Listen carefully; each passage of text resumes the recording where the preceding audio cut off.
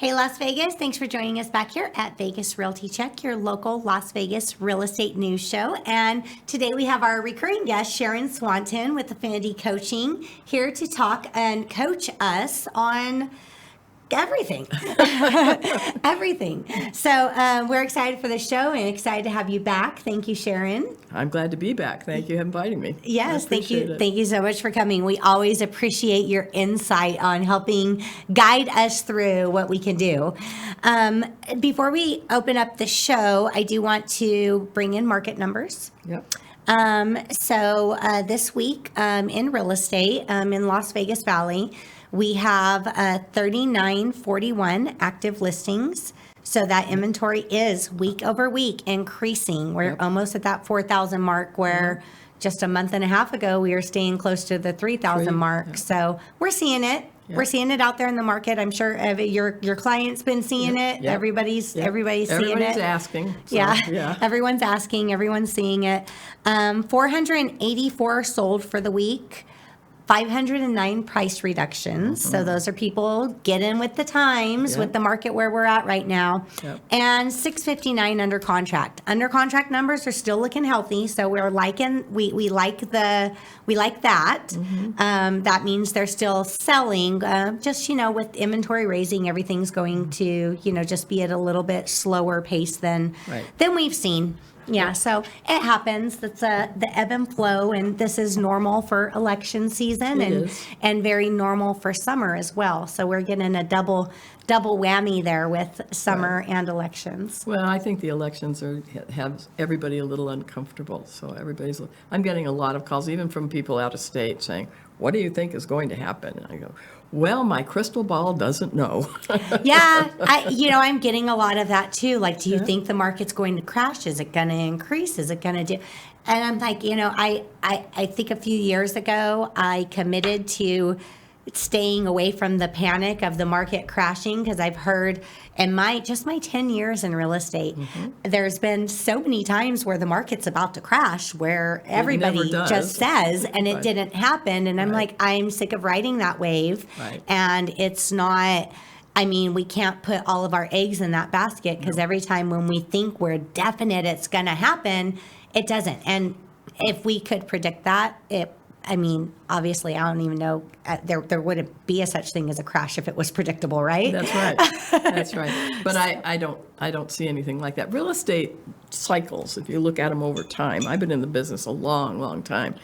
If you look at them over time, they aren't dramatic generally. We have isolated instances like 2008 where things, but that was forced by outside external forces created that crash. It wasn't normal real estate that created that. So, we don't have anything like that going on. We got a lot of nervousness and a lot of discomfort, and a lot of people don't know what's happening, and that always makes everybody uncomfortable.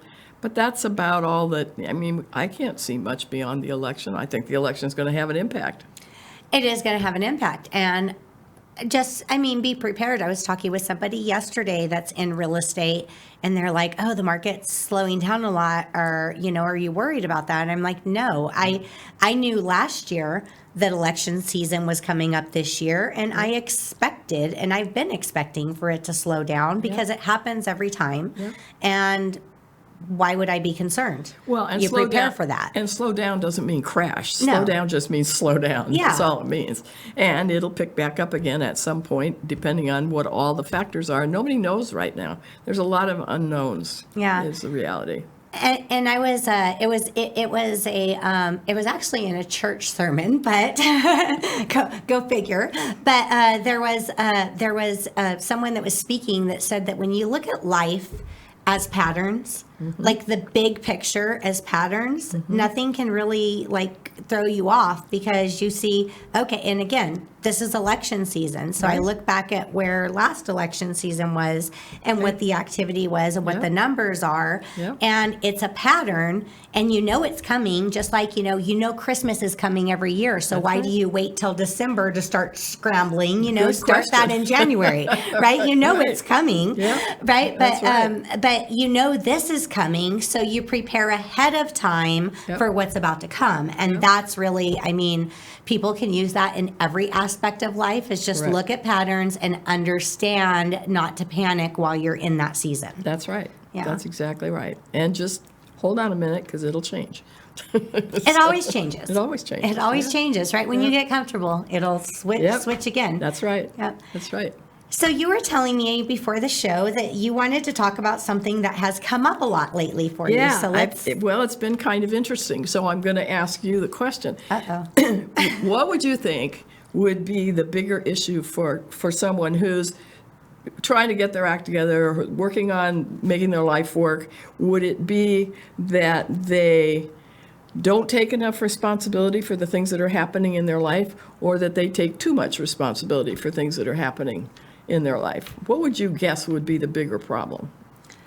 I would think just I Just guess a guess. from my mindset, I would think don't take enough responsibility for the things happening, because no matter what's going on, you have to find a way to say it's your fault so you can change it. That's exactly what I thought. And Really? I am Okay. finding something completely different. Okay. Showing up with several of my coaching clients.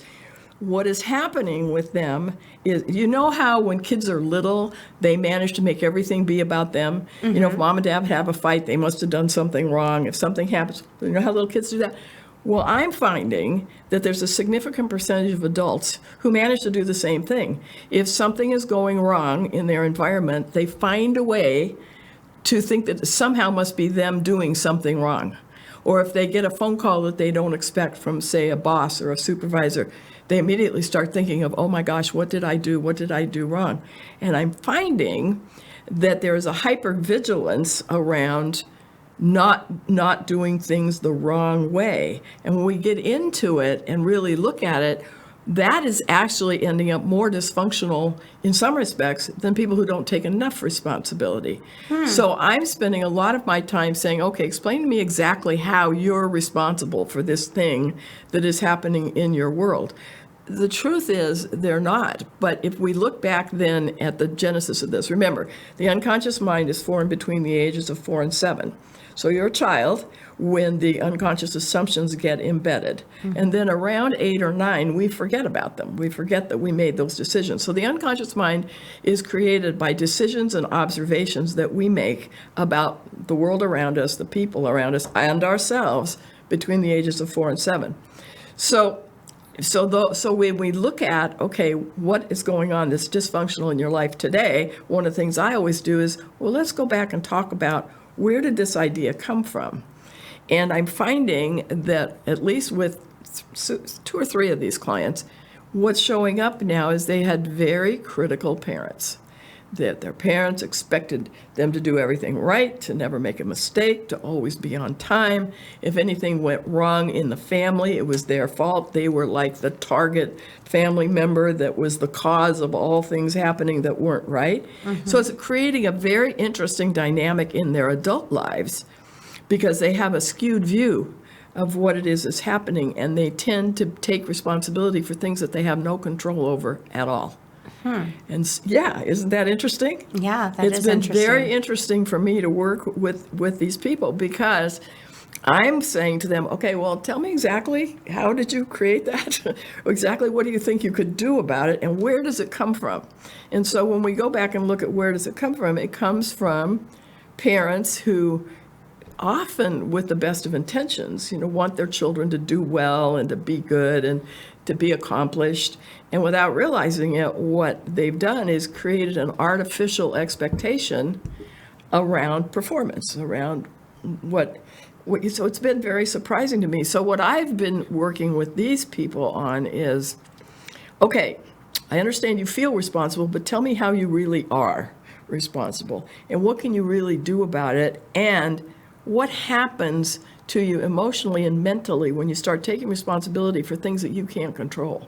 Yeah, I definitely do get that, because it's been kind of like my mantra lately is like, there's certain things that you can control and you can work on those, but you have to understand and realize that what's out of your control, you have to just let go. Yeah. You not only have to let go, but you have to figure out how to not be at the effect of it. Yeah. Because it isn't anything that you can control. And when you try, what you end up doing with your life is skewing it so that then your life doesn't work. And it's because you're attempting to take control of and be responsible for things that really you have no ability to affect at all. It also interferes with something that I think is natural. I think we naturally learn how to adapt, how to shift, how to manage things, how to shift our attitude or change our language or change our thought process. We're pretty much, most adults are still continuing to grow in those ways. And so when things start happening that are out of your control and you don't recognize it, oh wait, this is something I can't do anything about. What then you start doing is trying to do something about things that you can't do anything about. Right. Which then changes the way you interact in your own world and with your own problems. Yeah. And so it's been very interesting journey for me to see, oh, look at this. Here it is. And these are people who are in their 50s and 60s. These are not young people. In fact, I think the younger people are less aware of it. I mean, it shows up more as you get older. But it's been very interesting to me to see, oh, okay, this is a case of trying to take responsibility for something you have no control over. Right. And the only thing that you really do have control over in those situations when there's something that you don't have control over that you can't change or fix, the only thing you do have control over is how you react to it. That's correct. How you respond, what you do or don't do, how you interact with the situation, and that's all you really need to focus on. You really don't have to worry so much about what's going on out there. And so that would generally be true of most issues in our lives, is that we need to focus on what's going on in here and in here, not what's going on out there, because what's going on out there is just going on out there.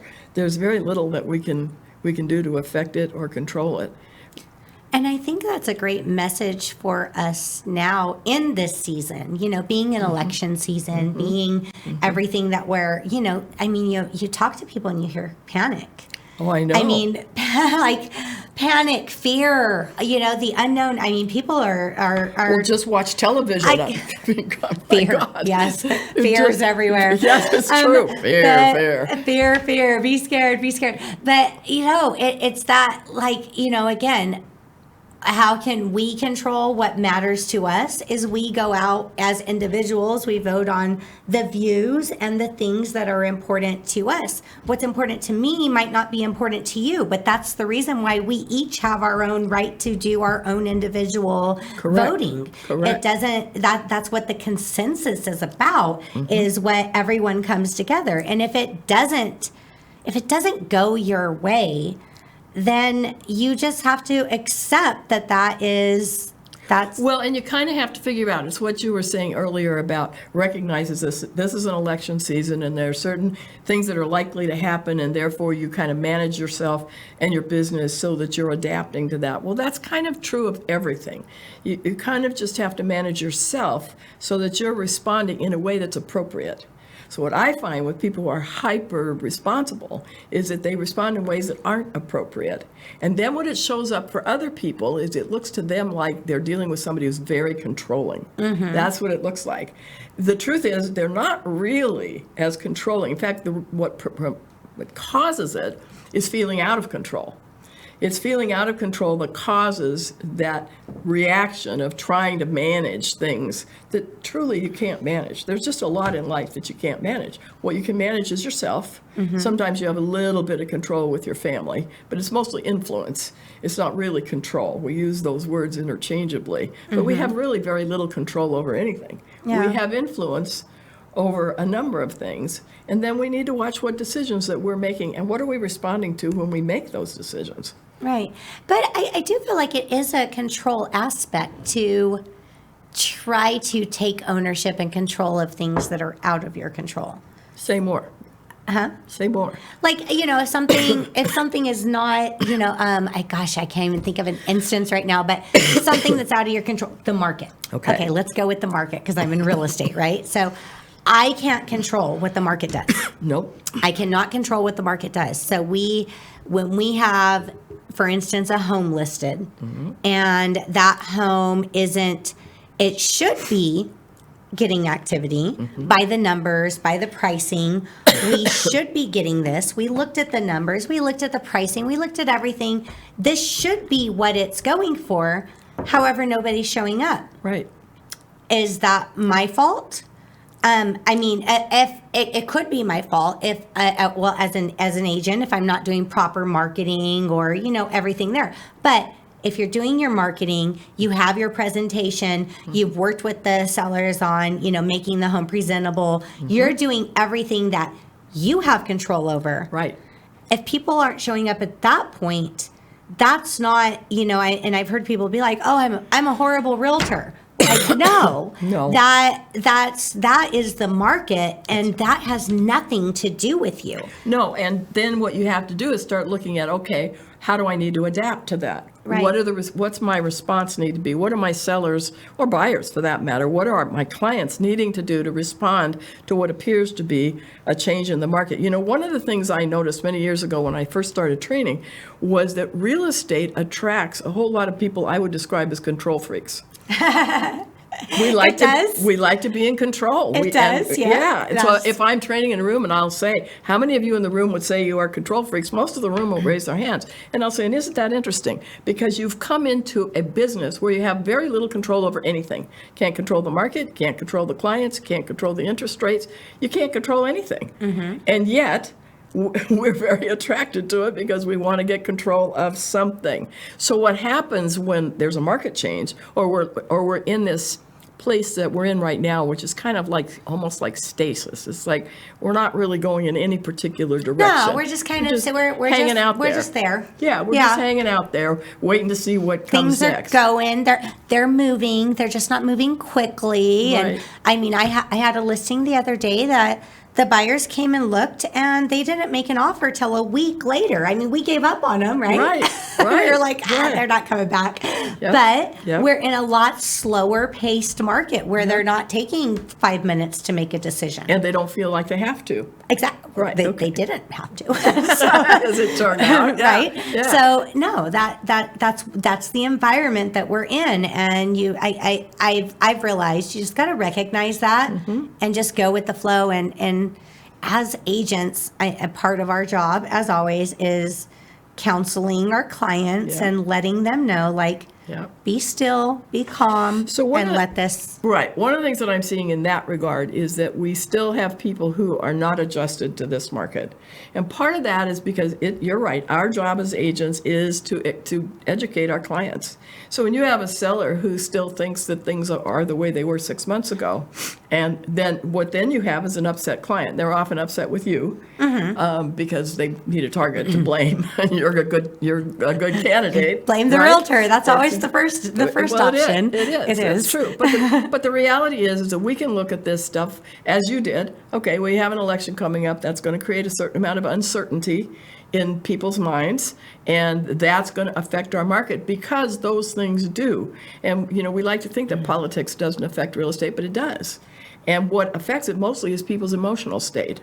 So when things are in flux, when things are up in the air, when people aren't sure what's going on, when they can't quite see how things are going to turn out, what they tend to do is nothing. People, when they're afraid, do nothing. They don't do something stupid or wild or inappropriate. They just kind of sit there, which is kind of what we're seeing right now, is that people are just moving more slowly. They don't feel a need to do anything quickly. Sellers are getting a little frustrated because they expected their house to sell the first week, and it's not even being shown in the first week. So a lot of it is us. We need to be educating people about what it is that's going on so that their expectations. Our job really in real estate is to set expectations. In fact, I would say I had a conversation with a coaching client this morning who just told me suddenly that they are having twins. They're first-time parents. Oh, wow. And they're having twins. Good luck. I couldn't. I know. And so we had this conversation, and he was telling me, about his ideas about child rearing. And I said, well, Okay, you and your wife need to sit down and you need to start talking about expectations, because here's what I will share with you. You can have all the expectations you want of your children, and then they will do exactly what it is works for them. And if what you're wanting for them doesn't work for them, they may not be doing it. So you need to be clear. If you're going to hire a doula or a nanny, you need to be clear. What are your expectations? Our job in relationships is to set the expectations. So this is what I expect from this relationship. As realtors, it needs to go both ways. We need to ask our clients, what do you expect of me in this relationship? What do you want? What do you think my job is? And I need to tell you what I think your job is. It's my job is to give you information. Your job is to make decisions. Yeah. And we don't get clear about that, and we forget that it's our job to give them information. Because I talk to a lot of realtors who want to make the decision and who get frustrated with their clients when they won't decide what they think they should. I say, you know what? It's not your house. It's not your money. They can do whatever they want. Yes, I understand it's frustrating you, but Well, and it's so simple. It's such a simple thing because, why is my home not being shown, or why am I not having offers right now? Well, let's look at inventory over the last 3 weeks. Exactly. What's going on with inventory? That's the plain black and white answer in numbers that don't lie of what's going on. This is why. Right. Yeah. And so then what you have to do is something that will set you apart from the other houses that are in your same group. So what do you need to do to be different so that you'll catch someone's attention, so you'll get what you need, which is showings and therefore offers. So it then becomes a matter of differentiating yourself, which is a big part of really how our whole society works, is differentiation. So how is Trish Williams different from Sharon Swanton? We are not the same people. We provide different benefits. So how, and then working on that. So how is this house different from the other houses that are in this same price range and this same general bedroom, bathroom mix? What can we do to be different? Often it's price, but sometimes it's not. Sometimes it's something else. And sometimes it's marketing. Sometimes it's condition. It can be several different things. Yeah.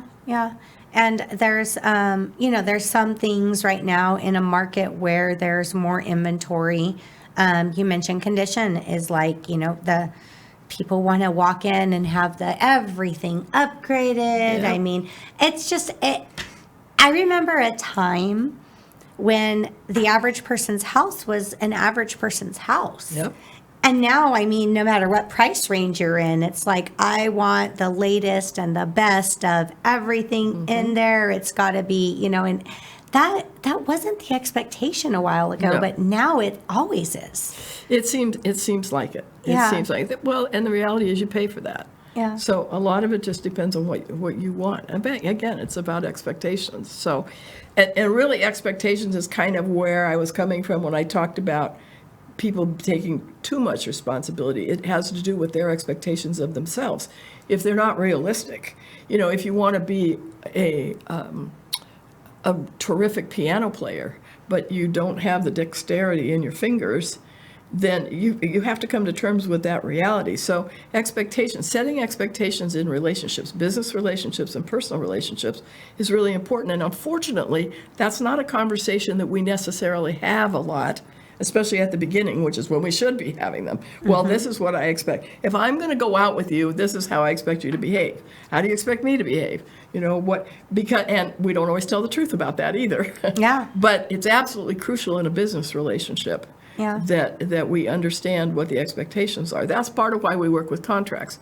Part of it is so we have something enforceable, but a lot of it is so we have some clarity around what what we're trying to do here and who's responsible for what. Yeah. Because I was just like you. I thought, well, the bigger problem would be not being responsible. But I'm actually seeing that hyper responsibility creates other kinds of problems. Yeah. And it's so then you have to find, well, really, what am I responsible for? What can I actually control? And it gets down to, most of the time, me, my mouth, my thoughts. That's what I can control. I can control how I present myself to other people.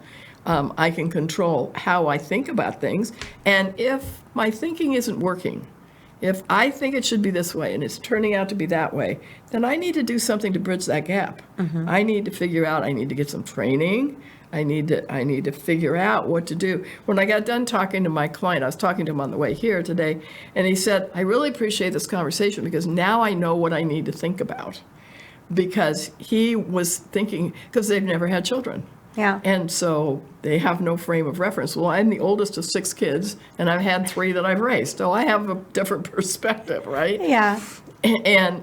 And they are also scared because they're having twins, and there's no close family to help them. Yeah. So we talked about the fact that there is help available to them. So I think a lot of what happens is that we develop expectations about how things are going to be without ever checking to see if that's how things really are. Right. And I think our clients do that. Yes. And I mean, realtors tend to do a lot of like hope for the best, you know. Yeah, I mean, right. we all wish every day was rainbow and butterflies, but you know, an insight into our life. If you're at a job, you know, you work at a regular 9 to 5, right? It's not common for your boss to reach out at 10 o'clock at night and tell you you're underperforming. Correct. Right? That's correct. And upset and worried and That's distressed. Correct. That's correct. That is a common, or could be in some instances, a common phone call, you know, for realtors. That's and right. what do we do then? You know, if that was your boss, if that was your job, you'd probably just say, I quit. I'm not putting up with this, right? And there's sometimes as realtors, you want to just say, I quit. We're done here. Right. But that's not, because our job is also counseling and consulting. Correct. So instead, we have to say, you know, like, hey, we need to schedule a meeting. We need to meet face to face, and we need to go over expectations. That's what's important. And you know, I tend to get very angry when I hear the public, you know, or media or whoever say realtors are overpaid, they don't work enough, they don't do.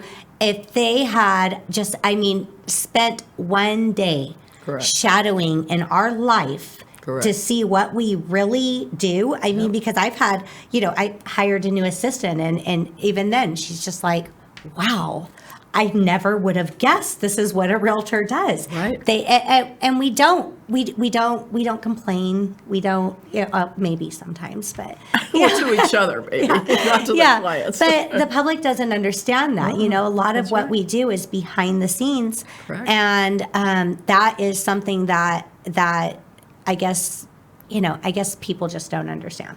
Well, they don't, and the reason that they don't is because we don't explain it to them.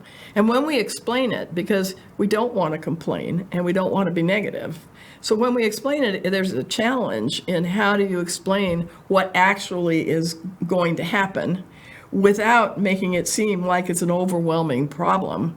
You know, when I was new in real estate, the first people that I worked with happened to be people that had worked for me at my previous job when I ran a company in San Francisco. And so they had these very high expectations of how I was going to solve every problem and there would never be a hiccup right in the transaction.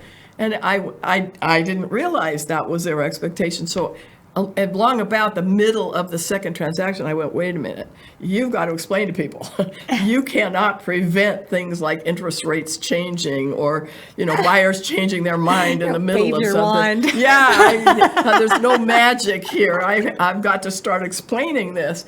It was the same thing with kids, you know, is that you got to explain what it is you expect from them. And then when they don't do it or they do something else, then you have to have a conversation about it. And you have to find out what they expect too, because kids have expectations too. Yeah. And sometimes it is you are going to be this miraculous parent who's always happy, smiling, and does everything they want, which isn't real.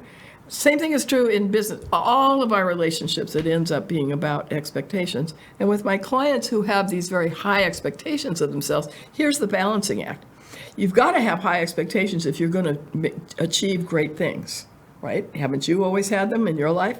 I have in mine. Mm-hmm. So you've got to have high expectations. However, how do you figure out what's a realistic expectation that's still a high expectation, and when you're just expecting yourself to do things that just aren't possible, or you're blaming yourself for things that you had no control over at all? For example, a spouse who misbehaves or a partner who does something that you thought there was an understanding about, and now suddenly they're breaking the rules.